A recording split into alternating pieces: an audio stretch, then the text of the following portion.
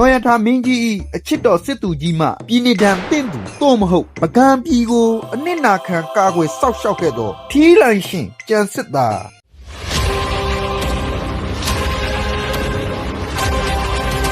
အနော်ရထားမင်းကြီးဟာပကံအင်ဘရာကိုတီထောင်တဲ့အခါကြံစစ်သားဟာအားကိုးရဆုံးသောလက်ယုံရည်နှလုံးရည်ပြေဝတဲ့စစ်သူကြီးတူဖြစ်ခဲ့ပြီးပဲခူးဝေသာလီတိုင်းပြည်ကိုရန်သူများကျူးကျော်တိုက်ခိုက်လာစဉ်ပကံအနော်ရထားမင်းကြီးကစစ်ကူလွတ်၍ကူညီပေးခဲ့ပါတယ်ထိုအကူအညီအတွက်ကျေးဇူးတုတ်ပြန်သောအဖြစ်ပဲခူးဘုရင်မင်းကြီးကမိမိ၏သမီးတော်မနိဆန္ဒခေါ်ပုံနာရိကကိုအနော်ရထားမင်းကြီးထံဆက်သခဲ့ပါတယ်မင်းသမီးကိုပကံသို့ပို့ဆောင်ရန်အတွက်အနော်ရထားမင်းကြီးကသူ့၏အယုံကြည်ရဆုံးဖြစ်သောစစ်သူကြီးကြံစစ်သားကိုတာဝန်ပေးခဲ့ပါတယ်ဒါပေမဲ့ဝေသာလီပြည်ကဆက်သလိုက်တဲ့မင်းသမီးမနိဆန္ဒကိုပကံကိုခေါ်ဆောင်လာတဲ့ခီးလန်းမှာရှေလာသဖြင့်အဆောက်အအုံနှင့်လိုက်ပါလာသောကြံစစ်သားနှင့်မင်းသမီးတို့စကားပြောဆိုခွင့်ပုံမရရှိခဲ့ကြပြီးမနိဆန္ဒကကြံစစ်သားကိုမောင်တော်ဟုခေါ်ဆိုခဲ့ရာကြံစစ်သားကလည်းမင်းသမီးအလှတွင်နှစ်မျောသွားခဲ့ပြီးချစ်ကျွမ်းဝင်ခဲ့ပါတယ်ကြံစစ်သားနဲ့မင်းသမီးမနိဆန္ဒတို့ဟာ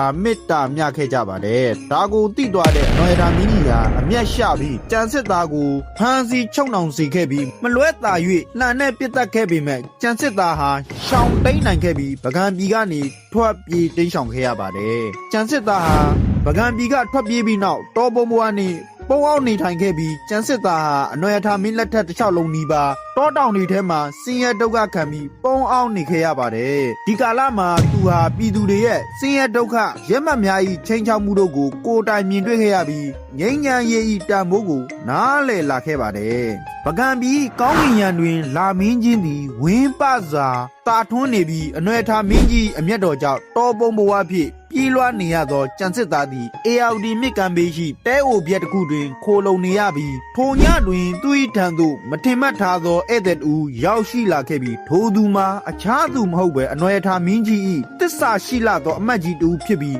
ထိုချိန်မှာအမတ်ကြီးကဤသို့စကားလက်ဆောင်ပါလိုက်သည်စစ်သူကြီးအရှင်မင်းကြီးကမင်းကိုတပ်ဖို့စေလွတ်လိုက်တာမဟုတ်ဘူးဟုအမတ်ကြီးကထိုးညင်းစွာပြောလိုက်ပြီးကြံစစ်သားသည်မိမိ၏ဓာတ်ကိုတင်းတင်းဆုပ်ကန်ရင်မျက်မှောင်ကျုပ်ကဤသို့ပြန်ပြောခဲ့ကဒါဆိုဘာကြောင့်ငါးနောက်ကိုရဲမက်တွေလွတ်နေတာလဲ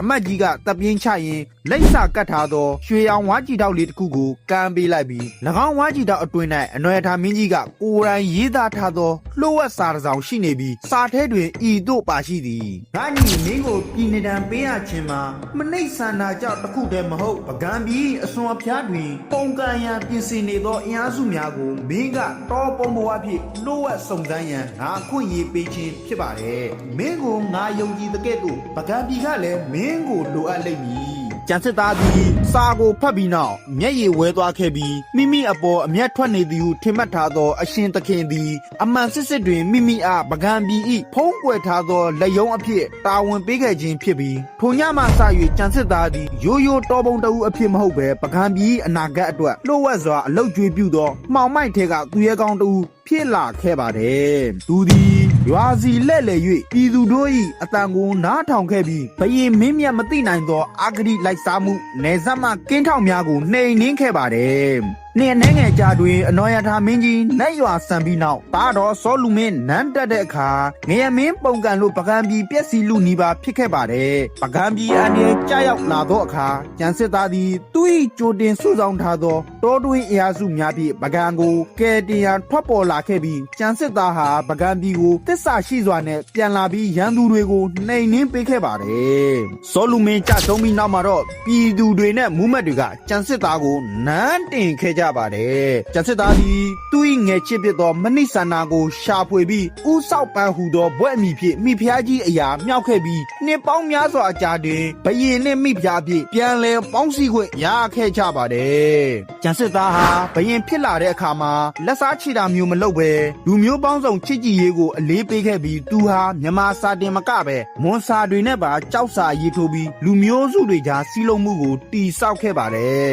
ကဘာကျော်တဲ့အနန္ဒာဘုရားကို တီထားကိုးခွဲခဲ့ပြီးပကံရဲ့အမှုပညာလက်ရများကိုအထွတ်ထိပ်ရောက်စေခဲ့ပါတယ်ကျန်စစ်သားဟာအနော်ရထားမင်းရဲ့ကျေးဇူးကိုမမေ့ပဲအနော်ရထားမင်းကြီးသားတော်စောလုံမင်းသားတော်ဖြစ်တဲ့မြေတော်အလောင်းစီစီကိုနှမ်းလျက်အနံပြီးမှနိုင်ရွာဆန်ခဲ့တာဟာမြန်မာသမိုင်းမှာအလွန်ရှားပါတဲ့တစ္ဆာတရားနဲ့ဆွန့်လွတ်မှုတစ်ခုဖြစ်ခဲ့ပါတယ်ဒီသမိုင်းကြောင်းဟာရဲရင်မှုအမားအယွန်းခွန့်လွတ်မှုနိုင်ငံချစ်စိတ်နဲ့ကိုချိုးနှစ်နာခံမှုတို့ကိုပြသခဲ့သောကြံစစ်သား၏နောက်ခံသမိုင်းကြောင်းလေးပဲဖြစ်ပါတယ်သမိုင်းချက်လက်များမပြေစုံတာများရှိရင်ခွန့်လွတ်ပေးပါလို့မေတ္တာရက်ခံချင်ပါတယ်ခင်ဗျာ